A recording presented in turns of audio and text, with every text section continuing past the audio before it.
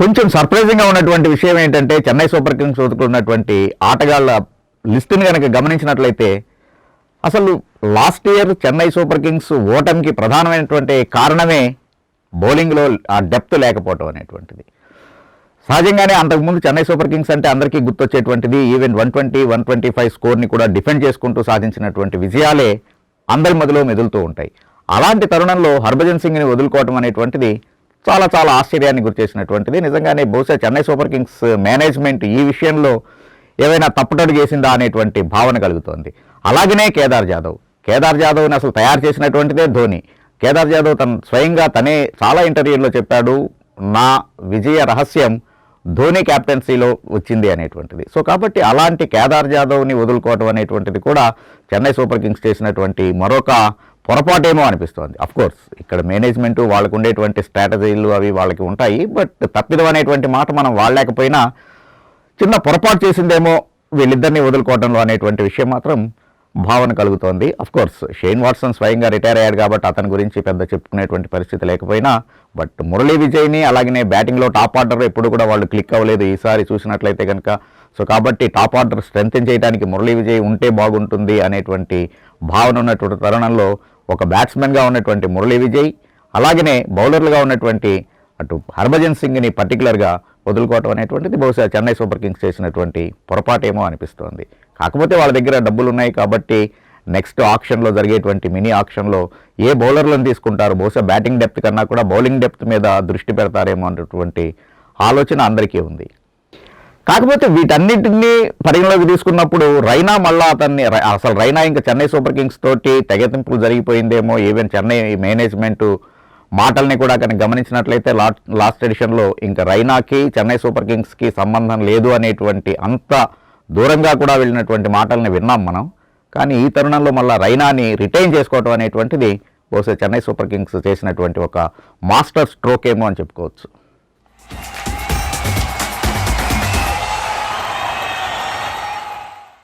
Kings 11 Punjab last time యాక్చువల్గా అంటే of course KL Rahul and Mayank Agarwal ఇచ్చినటువంటి స్టార్ట్ ఏ టీంకి కూడా అరకమైనటువంటి ఓపెనింగ్ స్టార్ట్ అనేటువంటిది లభించలేదు. కానీ దాన్ని క్యాపిటలైజ్ చేసుకోవడంలో మ్యాక్స్వెల్ మీద మిడిల్ ఆర్డర్లో చాలా ఆశలు పెట్టుకుంది కింగ్స్ 11 పంజాబ్. దాన్ని ఏ దశలోనూ కూడా ఏ మ్యాచ్లోనూ కూడా దాన్ని రీచ్ కాలేకపోయాడు మ్యాక్స్వెల్. సో బహుశా అందుకని మ్యాక్స్వెల్ని తొలగించుకుందేమో అనేటువంటిది మనం ఇక్కడ స్పష్టంగా అర్థం చేసుకోవాల్సినటువంటి విషయం. అది ఫ్యాక్ట్ కూడా, ఎందుకంటే టోర్నమెంట్ జరుగుతున్నటువంటి సందర్భాల్లోనే చాలా మాటలు అనేటువంటివి విన్నాం మనం. మ్యాక్స్వెల్ నెక్స్ట్ ఖచ్చితంగా కింగ్స్ 11 పంజాబ్కి ఉండడు అనేటువంటిది. దాన్నే ప్రూవ్ చేసుకుంటూ ఆ మేనేజ్మెంట్ ఆ రకమైనటువంటి డెసిషన్ తీసుకుంది. బట్ ఇక్కడ సర్ప్రైజింగ్గా ఏంటి అంటే కనుక మ్యాక్స్వెల్ కోసం ఇప్పటికే 3 ఫ్రాంచైజీలు పోటీ పడుతున్నారు. వాళ్ళు ఆక్షన్లో ఎట్లయినా సరే మ్యాక్స్వెల్ని ఎంత ఇచ్చైనా సరే కొనుక్కోవాలి అనేటువంటి ఉద్దేశంలో ఉన్నారు అనేటువంటిది ఇక్కడ మనం గమనించాల్సినటువంటి విషయం. కారణం ఏంటంటే మ్యాక్స్వెల్ లాంటి ఆటగాడు ఒక మ్యాచ్ ఫెయిల్ అయినా కూడా ఆ తర్వాత రెండో మ్యాచ్లో ఖచ్చితంగా ఒంటి చేత్తో సిరీస్ని గెలిపించగలిగిన వాడు, మ్యాచ్ని గెలిపించగలిగినటువంటి వాడు. సో అందుకని మ్యాక్స్వెల్ విషయం కొంత డేరింగ్ స్టెప్పే కింగ్స్ 11 పంజాబ్ తీసుకుందేమో అనుకోవాలి.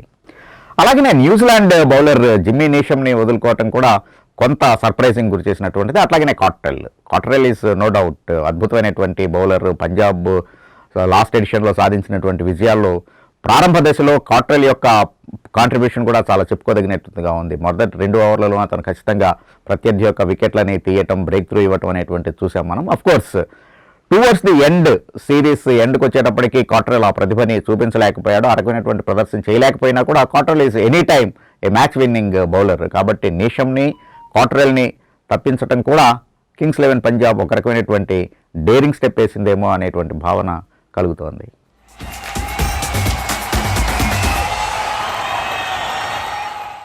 ఢిల్లీ క్యాపిటల్స్ విషయంలో మోహిత్ శర్మను వదులుకోవడం అనేటువంటిది ఒక సర్ప్రైజింగ్ ఎలిమెంట్గా చూసుకోవాలి మనం. ఎందుకంటే Mohit Sharma of course Delhi Capitals play of దాకా వచ్చింది అంటే దాంట్లో మోహిత్ యొక్క కాంట్రిబ్యూషన్ కూడా చాలా చెప్పుకోదగినటువంటిదిగానే ఉంది. సో కాబట్టి అలాంటి మోహిత్ శర్మని ఎందుకు వదిలింది అనేటువంటిది కొంచెం ఆశ్చర్యకరమైనటువంటి విషయం. అఫ్కోర్స్ అతను కొంచెం గాయాల బారిన ఉన్నాడు అనేటువంటిది నిజమైనా కూడా ఇంకా ఐపీఎల్కి నెక్స్ట్ ఎడిషన్కి చాలా టైం ఉంది కాబట్టి అతను రికవర్ అయ్యేటువంటి అవకాశం ఉంటుంది. సో అలాంటి తరుణంలో మోహిత్ శర్మని కనీసం టీంలో రిటైన్ చేస్తూ కనుక ఉండేట్లయితే బాగుండేదేమో. బట్ ఒక సర్ప్రైజింగ్ ఇదిగానే, ఎందుకంటే పాంటింగ్ ఆలోచనలు అన్నీ కూడా ఇప్పుడు చాలా డిఫరెంట్గా ఉంటాయి. ఫర్ దట్ మ్యాటర్ ఆస్ట్రేలియన్ కోచ్లుగా ఉన్నటువంటి టీముల యొక్క స్ట్రాటజీలు కానీ వాళ్ళు వేసేటువంటి వ్యూహాలు కానీ కొంత భిన్నంగా ఉంటుంటాయి మిగిలిన జట్లతోటి పోల్చుకున్నట్లయితే. సో ఆ యాంగిల్లో పాంటింగ్ యొక్క బ్రెయిన్ ఇక్కడ మోహిత్ని వదులుకోవడంలో ఉందేమో అనేటువంటి విషయం మాత్రం అనిపిస్తూ ఉంది. అలాగనే Keemo Paul is a good all-rounder, bowling all-rounder. But అవసరమైతే కనుక లోయర్ మిడ్ ఆర్డర్లో బ్యాట్ జోల్పించగలిగినటువంటి, ఎందుకంటే 2020లో బిట్స్ అండ్ పీసెస్ ప్లేయర్స్ యొక్క రోల్ చాలా ఎక్కువగా ఉంటుంది. సో ఆ యాంగిల్లో గమనించినప్పుడు కీమోపాల్ని వదులుకోవటం కూడా బహుశా ఢిల్లీ క్యాపిటల్స్ కొంత ఒక రకమైనటువంటి గ్యాంబ్లింగ్ చేస్తోందేమో అనేటువంటి భావన కలుగుతోంది ఇక్కడ ఈ రకమైనటువంటి ఆటగాళ్ళని వదులుకోవటం వల్ల. ఢిల్లీ క్యాపిటల్స్ స్ట్రెంత్ అంతా కూడా బ్యాటింగ్ డెప్త్, వాళ్ళు అక్కడ దాకా వచ్చారు అంటేనే లాస్ట్ ఎడిషన్లో వాళ్ళ యొక్క బ్యాటింగ్ డెప్త్ తోటి వచ్చారు. బౌలింగ్లో విఫలమవుతున్నటువంటి తరుణంలో కీమోపాల్ లాంటి బౌలర్ని కనుక ఉంచుకున్నట్లయితే ఇంకొంచెం బాగుండేదేమో. వాట్ ఎవర్ ఇట్ ఈస్, ఇంతకు ముందే చెప్పుకున్నట్టుగా మనం రికీ పాంటింగ్ యొక్క స్ట్రాటజీస్ ఎప్పుడు చాలా డిఫరెంట్గా ఉంటుంటాయి కాబట్టి అదేమైనా ఇక్కడ ప్లే చేసిందేమో అనిపిస్తోంది.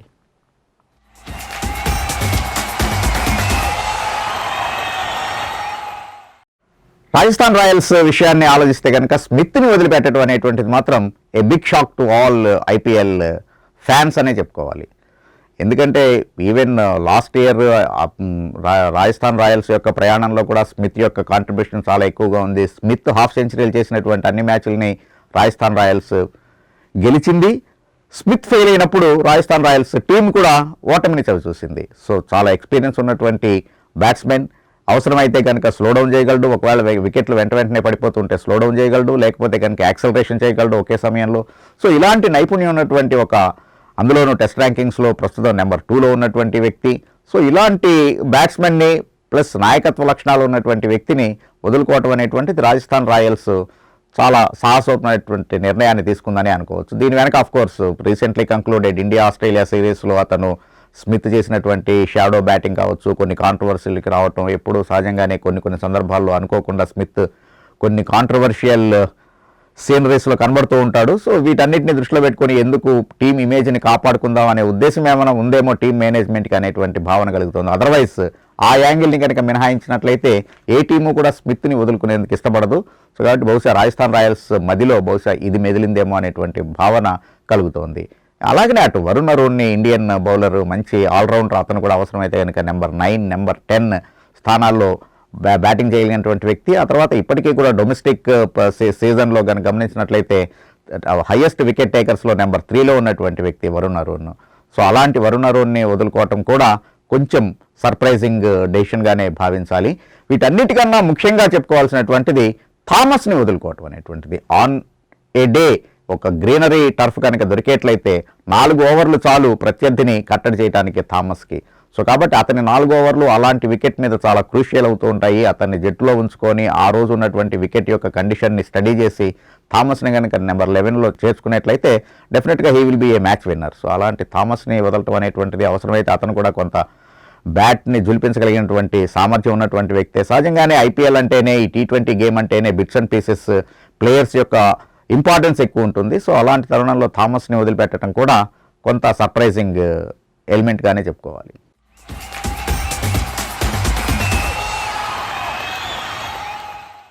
కలకత్తా నైట్ రైడర్స్ విషయాన్ని కనుక ఆలోచించినట్లయితే టీం మేనేజ్మెంట్ లేకపోతే కోచ్ కన్నా కూడా ఎక్కువగా ఫ్రాంచైజీ ఓనర్ కింగ్ ఖాన్ యొక్క మాటే చెల్లుబాటు అవుతూ ఉంటుంది. అతని నిర్ణయం ప్రకారమే నిర్ణయాలు తీసుకుంటూ జరుగుతుంది అనేటువంటిది గౌతమ్ గంభీర్ విషయం నుంచి కూడా మనకి ప్రూవ్ అవుతూ వచ్చినటువంటి విషయం. ఆస్ట్రేలియన్ బ్యాట్స్మెన్ గ్రీన్ కావచ్చు, లేకపోతే ఇంగ్లాండ్ బ్యాట్స్మెన్ బ్యాంటన్ కావచ్చు, వీళ్ళిద్దరినీ తప్పించడం అనేటువంటిది కొద్దిగా సాహసోపేతమైనటువంటి నిర్ణయంగానే భావించాలి. ఎందుకంటే లాస్ట్ ఎడిషన్ కేకేఆర్ యొక్క ప్రయాణం మొత్తము కూడా చాలా ఎత్తుపల్లాలకి లోనైనటువంటిది. అటు బ్యాటింగ్లోనూ సరిగా క్లిక్ కాలేదు వాళ్ళు, అలాగే బౌలింగ్లో కూడా క్లిక్ కానటువంటి పరిస్థితుల్లో గ్రీన్ లాంటి ఆటగాడిని వదులుకోవటము కొంచెం సర్ప్రైజింగ్ ఎలిమెంట్గానే చెప్పుకోవాలి. ఎందుకంటే ఆస్ట్రేలియా ఇండియాతోటి ఓడిపోయినటువంటి సందర్భంలో కూడా గ్రీన్ మాత్రం అఫ్కోర్స్ మెచ్చుకోదగినటువంటి ప్రదర్శన చేయగలిగాడు. టెస్ట్ క్రికెట్లో కూడా ఇండియన్ బౌలింగ్ అటాక్ని ఎదుర్కొని 85+ స్ట్రైక్ రేట్ తోటి అతను బ్యాటింగ్ చేశాడు. కాబట్టి 2020లోకి వచ్చేటప్పటికి డెఫినెట్గా అది 120, 130+ స్ట్రైక్ రేట్గా ఉండేటువంటిది. అతని కెరియర్ కూడా మొత్తం 150+ స్ట్రైక్ రేట్ ఉన్నటువంటి గ్రీన్ని వదులుకోవటం కొంచెం తొందరపాటేమో అనిపిస్తోంది. అలాగనే ఓపెనింగ్లో కావచ్చు, అవసరమైతే కనుక నెంబర్ 4, 5లో కూడా బ్యాటింగ్ చేయగలిగినటువంటి సామర్థ్యం ఉన్నటువంటి బ్యాంటన్ని, ఇంగ్లాండ్ ఆటగాడు బ్యాంటన్ వదులుకోవటం కూడా సమ్హౌ ఇట్స్ ఏ సర్ప్రైజింగ్ స్ట్రోక్గానే భావించాలి.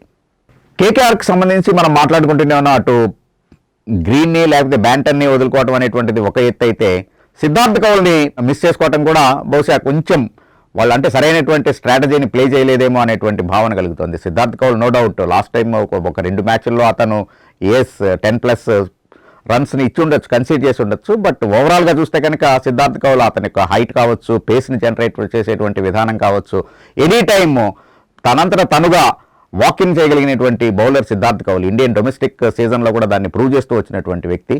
సో అట్లాంటి సిద్ధార్థ్ కౌల్ని వదులుకోవటం కూడా కేకేఆర్ ఉద్దేశం ఏంటో ఎవరికి సరిగా అంతుబట్టినటువంటి ఒక సస్పెన్స్గానే ఉంచినట్టుగా కనబడుతోంది.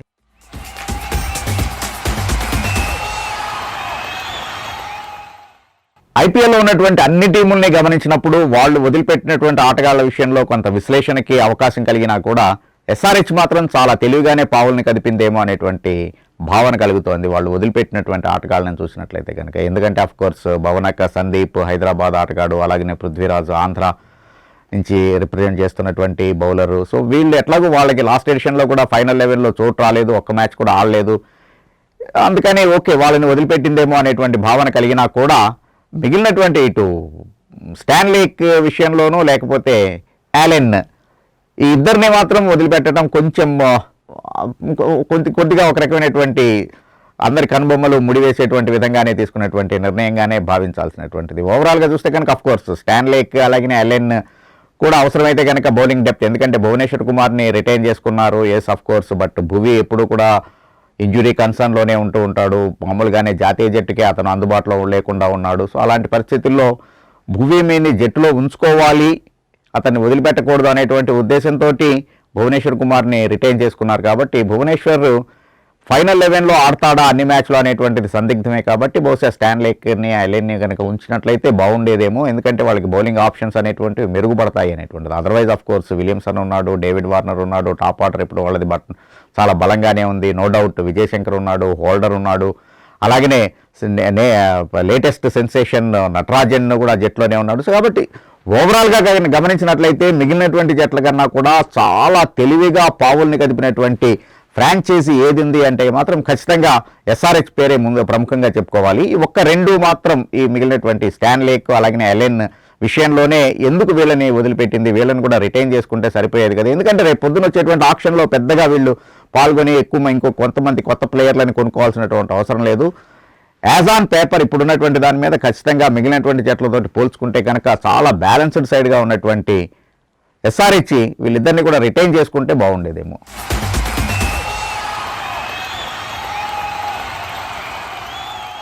సహజంగానే అందరి చూపు కూడా డిఫెండింగ్ ఛాంపియన్ ముంబై ఇండియన్స్ ఎలాంటి నిర్ణయం తీసుకుంటుంది దాని మీదే ఆధారపడి ఉంటుంది. అది కూడా వాళ్ళు కూడా సర్ప్రైజింగ్గా అటు 3 ప్రధానమైనటువంటి బౌలర్లని వదులుకోవటం అనేటువంటిది కొంచెం ఆశ్చర్యాన్ని గురిచేస్తున్నటువంటిది. అఫ్కోర్స్ మలింగా రిటైర్ అయిపోయాడు, లేకపోతే కనుక అంతకుముందు ముంబై సాధించినటువంటి గత 4 ఈసారంటే మలింగా లేడు, 5వ విజయాన్ని సాధించుకున్నారు. బట్ అంతకుముందు కూడా ఈవెన్ 2019 ఎడిషన్లో కూడా లాస్ట్లో మలింగానే గెలిపించాడు ముంబై ఇండియన్స్ని 1 రన్ తోటి. శార్దుల్ ఠాకూర్ ఎల్బిడబ్ల్యూ చేయడం ద్వారా 1 రన్ విజయాన్ని సొంతం చేసుకుంది ముంబై ఇండియన్స్, 4వసారి విజేతగా నిలిచింది. సో కాబట్టి అలాంటి మలింగా లేనటువంటి లోటు ఎప్పుడు ముంబై ఇండియన్స్ కనబడుతూనే ఉంటుంది. ఈ తరుణంలో ఎట్లాగూ మలింగా సేవలే అందుబాటులో లేనటువంటి తరుణంలో అటు క్వార్టర్-9 కావచ్చు, ప్యాటిన్సన్ని వదులుకోవటం అనేటువంటిది సంభవ్, అది కూడా కొంచెం ఆశ్చర్యాన్ని గురిచేస్తున్నట్టు. కాకపోతే డిఫెండింగ్ ఛాంపియన్ మిగిలినటువంటి టాప్ ఆర్డర్లో ఆల్రౌండర్లు ఉన్నారు, అలాగే టాప్ ఆర్డర్లో రోహిత్ శర్మ లాంటి ఒక బలమైనటువంటి నాయకుడు ఉన్నాడు. కాబట్టి ఈ లోటు కనబడదేమో, భారీ లక్ష్యాన్ని సాధించగలం, లేకపోతే కనుక భారీ లక్ష్యాన్ని ఛేదించగలం అనేటువంటి నమ్మకం ముంబై ఇండియన్స్కి ఉండి ఉండొచ్చు. బట్ ఏదైనా కానీ ఒకవేళ కనుక రెగ్యులర్ బౌలర్ గాయపడితే కనుక ఏంటి సబ్స్టిట్యూట్ ఏంటి అనేటువంటి ఆలోచన వచ్చినప్పుడు మాత్రం ప్యాటిన్సన్ లేకపోతే క్వార్టర్-9ని వదులుకోవటం కొంచెం ఆశ్చర్యానికి గురి చేసేటువంటిదే. మనం చెప్పుకున్నట్టుగానే అట్లా 3వ ప్రధానమైనటువంటి బౌలర్ మెక్లెన్గన్ని వదులుకోవటం కూడా ముంబై ఇండియన్స్ తీసుకున్నటువంటి ఒక సాహసోపేతమైనటువంటి నిర్ణయమేమో అనేటువంటి భావన కలగక మానదు. ఎందుకంటే మామూలుగానే బౌలింగ్ అటాక్ని చూసినట్లయితే అటు బుమ్రా, బౌల్ట్ని మినహాయిస్తే ఆ తర్వాత వన్ చేంజ్గా బౌలర్ ఎవరు అనేటువంటిది ఇప్పటికీ ప్రశ్నార్థకంగానే ఉన్నటువంటి తరుణంలో, అందులోనూ బౌల్ట్ కొంత ఇబ్బంది పడుతూ ఉంటాడు. వికెట్ కనుక సహకరించకపోయేట్లయితే Boult will be proved and expensive. Even super ఓవర్లో కూడా దాన్ని ప్రూవ్ చేసుకున్నాడు. నిజంగానే ఆ రోజు కనుక నాకు కలిసి రాకపోతే నేను వెరీ ఎక్స్పెన్సివ్ అనేటువంటిది. సో ఇలాంటి తరుణంలో బుమ్రానేమో మరొక వైపు గాయాల స్కేర్ ఉంది, అతను ఎప్పుడు గాయపడతాడు అంటే మొత్తం అటు ఐపీఎల్ సీజన్ మొత్తానికి అందుబాటులో ఉంటాడా లేదా, రాబోయేటువంటి ఇంగ్లాండ్ సిరీస్ ఆడిన తర్వాత అతని పరిస్థితి ఏంటి అనేటువంటిది చూడాల్సినటువంటి విషయం. సో ఇలాంటి తరుణంలో అటు మూడో ప్రధానమైనటువంటి బౌలర్ని కూడా వదులుకోవటం అనేటువంటిది, కోర్టన్నైల్ లాంటి బౌలర్ని వదులుకోవటం అనేటువంటిది కూడా ముంబై మరి అంటే అన్నిటినీ బేరీస్ వేసుకొని సరైనటువంటి నిర్ణయమే తీసుకుందా లేదా అనేటువంటిది మాత్రం అటు నెక్స్ట్ సీజన్ మొదలైతే మాత్రమే సమాధానం దొరికేటువంటి ప్రశ్న. ఐపీఎల్ అంటేనే ప్రధానంగా గుర్తొచ్చేటువంటి జట్టు రాయల్ ఛాలెంజర్స్ బెంగళూరు. కోహ్లీ నాయకత్వం, డివిలియర్స్ ఉన్నాడు. సో కాబట్టి ఇలాంటి హార్డ్ హిట్టింగ్ బ్యాటింగ్ లైనప్ ఉన్నటువంటి ఆర్సీబీ ఇంత మటుకు అసలు టైటిల్ ఎందుకు గెలవలేకపోయింది అనేటువంటిది అఫ్కోర్స్ సీజన్ 1 నుంచి కూడా ఆంధ్రాభిమానులని తొలుస్తున్నటువంటి ప్రశ్నే. అది ఇప్పటికీ $1 మిలియన్ ప్రశ్నగానే మిగిలిపోయినటువంటిది అది. సో అలాంటి తరుణంలో ఈసారి ఆర్సీబీ తీసుకున్నటువంటి నిర్ణయం ఏకంగా మిగిలినటువంటి జట్లతోటి పోల్చుకున్నట్లయితే కనుక ఆర్సీబీ ఒక్కటే ఏకంగా 10 మంది కీలకమైనటువంటి ఆటగాళ్లని విడిచిపెట్టింది. అందులోనూ 5 ప్రధానమైనటువంటి విదేశీ ఆటగాళ్ళని కూడా వదులుకోవటం అనేటువంటిది. అఫ్కోర్స్ దాంట్లో చూసుకుంటే Dale Steyn no doubt one point of time world number 1 bowler. కాకపోతే ఇప్పుడు అతనిలో డేల్ స్టెయిన్లో ఆడుకునేటువంటి రిథమ్ లోపించడం అనేటువంటిది, కొన్ని గాయాల బారిన పట్టడం, అతను తిరిగి మళ్ళీ జట్టులోకి రావటం, మళ్ళా గాయాలతోటి దూరం అవ్వటం.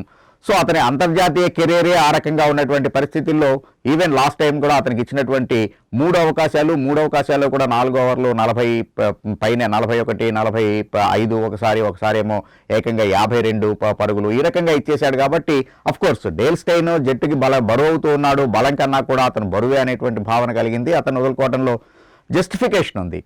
కానీ ఆరన్ ఫించ్ అఫ్కోర్స్ ఆడినటువంటి మొత్తం సిరీస్ అతను ఆడినటువంటి దాంట్లో 4 అర్ధ సెంచరీలు సాధించాడు. మంచి స్ట్రైక్ రేట్నే కలిగి ఉన్నాడు. సో కాబట్టి ఒకవేళ కనుక టాప్ ఆర్డర్ ఫెయిల్ అయ్యేట్లయితే డెఫినెట్గానే ఆరన్ ఫించ్ లాంటి అనుభవం ఉన్నటువంటి ఆటగాడు అవసరము.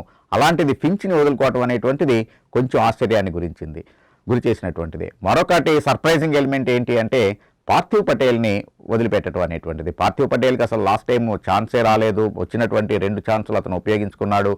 తర్వాత ఓపెనింగ్లో అతను చాలా ఉపయోగకరమైనటువంటి ఆటగాడు. అలాగనే ఒకవేళ కనుక పార్థివ్ పటేల్ ఉండేట్లయితే డివిలియర్స్ మీద అటు కీపింగ్ చేసేటువంటి ఆ బర్డెన్ అనేటువంటిది తప్పుతుంది. కాబట్టి ఆ రకంగా మంచి ఓపెనింగ్ వికెట్ కీపింగ్ బ్యాట్స్మెన్ అనేటువంటి పార్థివ్ పటేల్ని వదిలిపెట్టడం అనేటువంటిది కూడా చాలా ఆశ్చర్యాన్ని గురిచేసింది. ఎందుకంటే ఇప్పటికే అతను complete all forms of cricket నుంచి అతను రిటైర్ అయి ఉన్నాడు. కాబట్టి అతని మీద ఎటువంటి బర్డెను లేదు, ఎటువంటి ప్రెషరు లేదు. సో కాబట్టి చాలా ఫ్రీగా ఐపీఎల్కి ప్రిపేర్ అవుతాడు. ఐపీఎల్కి ఒక రెట్టించినటువంటి ఉత్సాహంతో వస్తాడు ఈసారి అనేటువంటి భావన ఉన్న తరుణంలో ఆర్సీబీ పార్థివ్ పటేల్ని వదిలిపెట్టడం చాలా ఆశ్చర్యానికి లోన్ చేసినటువంటి విధానమే. అఫ్కోర్స్ పవన్ నేగిని వదిలిపెట్టింది అంటే పవన్ నేగి విషయంలో నో డౌట్ అతను ఉపయోగమైనటువంటి బౌలరే అయినా కూడా ఈసారి అటు లాస్ట్ ఇయర్ ఉన్నటువంటి పాండమిక్ కండిషన్స్ వల్ల బీసీసీఐ డొమెస్టిక్ సీజన్ సరిగా సాగలేదు. సో కాబట్టి అతని యొక్క ప్రజెంట్ ఫామ్ ఏంటి అనేటువంటిది బేరీస్ వేయడానికి ఒక అవకాశం లేదు అనేటువంటి ఉద్దేశంలో ఆర్సీబీ ఆ రకమైనటువంటి నిర్ణయం తీసుకుందేమో. బట్ నేగి కూడా జట్టులో ఉండేట్లయితే కనుక బౌలింగ్లో వేరియేషన్స్ అనేటువంటివి ఉంటాయి. క్యాప్టెన్కి ఒక మంచి ఆప్షన్ ఉంటుంది అనేటువంటి భావన ఉంది. అతన్ని నేగిని వదిలిపెట్టడం కూడా కొంచెం సర్ప్రైజింగ్ ఎలిమెంటే. ఆర్సీబీ తీసుకున్నటువంటి మరొక సర్ప్రైజింగ్ డెసిషన్ ఏంటి అంటే అసలు లాస్ట్ ఎడిషన్లోనే శ్రీలంక నుంచి రిప్రజెంట్ చేసినటువంటి ఒకే ఒక్క ఆటగాడు ఇరుసు ఉడానా. ఆర్సీబీకి ఆడాడు అతను కూడా ఏమీ నిరాశపరచలేదు. అతని పాత్రను అతను చాలా చక్కగా పోషించగలిగాడు. ఎకానమీని ఇచ్చేశాడు. ఈవెన్ స్లాగ్ ఓవర్స్లో కూడా అవసరమైనటువంటి బ్రేక్ త్రూల్ని అందించాడు ఆర్సీబీకి. సో అలాంటి ఉడానాని తొలగించడం అనేటువంటిది మాత్రం ఒక సర్ప్రైజింగ్ ఎలిమెంట్గానే భావించాలి.